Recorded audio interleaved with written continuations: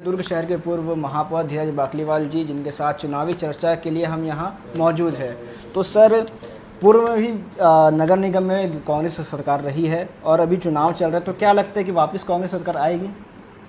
100% हमारी प्रत्याशी प्रेमलता पोषण साहू भारी मतों से चुनाव जीत रही है और लगातार जनसंपर्क के दौरान ये देखने को आ रहा है कि प्रेमलता पोषण साहू को जनता का अपार जन समर्थन मिल रहा है और हमारे पार्षद साथियों को भी अपार जन समर्थन मिल रहा है और हम लोग को पूरी उम्मीद है अच्छे मतों से हमारी प्रत्याशी चुनाव जीत के आएगी। आपके चुनाव जीतने के बाद क्या उम्मीद है, कितने वोटों से और कांग्रेस फिर चुनाव जीत के आएगी, कितने वोटों से? देखिए, जो हमारा 5 साल रहा, उम्मीदों का 5 साल रहा, विकास का 5 साल रहा, लगभग 600 करोड़ के कार्य हमारे कार्यकाल में हुए। नेहरू नगर से मिनी माता से अंडा, मिनी माता से अंजोरा, धमदा तक के 4 लेन बने। गौरवपथ, थगड़ा बांध, शहर के अंदरूनी रोडें, शहर की बाहरी रोडें, सभी जगह जो पहले दुर्ग धूल युक्त होता था, अब दुर्ग शहर धूल मुक्त है। हमने चौक चौराहों का भी सौंदर्यीकरण कराया। अभी आपने देखा होगा शहीद चौक जो ग्रीन चौक था, कितना सुंदर दिख रहा है। हमने शहीद वीर नारायण सिंह की प्रतिमा, हेमू कल्लानी जी की प्रतिमा, श्रद्धेय मोतीलाल वोरा जी की प्रतिमा, दाऊ वासुदेव चंद्राकर जी की प्रतिमा, विश्वेश्वरैया जी की प्रतिमा, एक तरफ जहाँ पे लोगों को विकास कार्य हुए, दूसरी तरफ भावनाएं हमारी जिनसे जुड़ी हुई है, उनके भी प्रतिमाओं का हम लोगों ने सौंदर्यीकरण किया और प्रतिमाएं लगाई। आपने एक नाम लिया थगड़ा बांध का, ये सौंदर्यीकरण के नाम से आनंद फानंद में इसका उद्घाटन किया गया, लेकिन आज उसकी हालत जो है वो काफ़ी बदतर हुई है। बिल्कुल गलत है।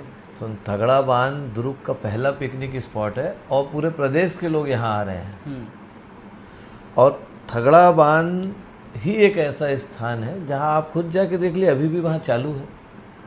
थगड़ा बांध दुर्ग की एक शान है और बहुत अच्छा इसमें कार्य हुए हैं। आपकी अपोजिट पार्टी बीजेपी की पार्टी लगातार ये आरोप लगाती है कि शिवनाथ नदी का पानी गंदा आता है और जहाँ सप्लाई होता है वहाँ भी काफ़ी दिक्कतें होती है पानी में। देखिए, अच्छा प्रश्न है आपका। शिवनाथ नदी का पानी के विषय में हम लोगों ने एसटीपी का प्रपोजल पिछले 2 साल पहले दिया था और वो स्वीकृत होकर भी आ गया है और उसके टेंडर भी हो गए, बहुत जल्द उसके काम चालू होने वाले हैं। और रही बात वाटर सप्लाई को लेके, आप जो बात कह रहे हैं, पानी की सप्लाई को लेके दुर्ग शहर में पहले 12 टंकियाँ थी। हम लोगों ने 6 नई टंकी बनाई। 6 टंकी जो पुरानी हो गई थी उसको भी हमने तोड़ के नई टंकी बनाई। अभी हम लोगों ने 2 टंकी और स्वीकृत कराई है। शिक्षक नगर टंकी जो बहुत दिनों से बहुप्रतीक्षित थी, और गया नगर टंकी, इसको हम लोगों ने स्वीकृत कराया। सप्लाई जो पहले इनपुट 12 टंकियों में जाता था, हमने 4 नए पंप डीएमएफ की राशि से खरीदे और केंद्र सरकार ने उसकी सराहना की कि डीएमएफ का सबसे सही उपयोग हमने किया है। जो 12 टंकी भरती थी, अब 18 टंकी भरना था। हम 4 बड़े पंप से उन 18 टंकियों को भरने का काम कर रहे हैं। पुलगांव जैसा क्षेत्र जहाँ कभी पानी नहीं जाता था, वहाँ अब पानी जा रहा है। कहने का मतलब यह है, मूलभूत सुविधाओं के साथ सड़क, बिजली, पानी के साथ साथ विकास कार्य में भी पिछले 5 सालों में बहुत काम हुआ है। मैं आपसे पूछना चाहता हूँ, 20 साल भारतीय जनता पार्टी की परिषद थी, एक भी ऐसा कार्य जो आपको याद हो वो मुझे बताएं। हम तो 50 काम अभी 5 साल में बता सकते हैं। 20 साल में ऐसा एक भी कार्य, पुष्प वाटिका बनाए थे उसमें एक भी फूल नहीं है, चौपाटी चौपट है, जल कलश में पानी नहीं है, तारामंडल कहाँ है पता नहीं, आभा मंडल हो गया है। 2 कॉम्प्लेक्स बनाए, उसकी भी बिना जमीन हस्तांतरण कराए इन्होंने 2 कॉम्प्लेक्स बना दिया। जमीन को नगर निगम में कराने का काम हमारी परिषद ने किया। आपके कार्यकाल जो बता रहे 5 साल में कितने कार्य किए हैं, लेकिन इसके बाद भी सामने वाली पार्टी ये आरोप लगा रही है कि कुछ कार्य नहीं हुए दुर्ग में। देखो, उनका तो काम है कहना, उन्होंने कुछ काम किया नहीं, उपलब्धि कुछ है नहीं। 1 साल में भी हमारे 76 करोड़ रुपए की जो राशि वापस चल दी थी वो भी पूरी नहीं ला पाए और बड़ी बड़ी बातें कर रहे हैं। उनका ध्यान ही नहीं है दुर्ग शहर के विकास को लेके, उनका ध्यान सिर्फ आलोचना है और हम लोग आलोचना पे विश्वास नहीं करते, हम लोग काम करने पे विश्वास रखते हैं। सर, अमृत मिशन 2.0 की ज़रूरत क्यों पड़ी? अमृत मिशन 2.0 की भी एक लंबी कहानी है, क्योंकि 1.0 का इन्होंने सही डीपीआर नहीं बनाया था।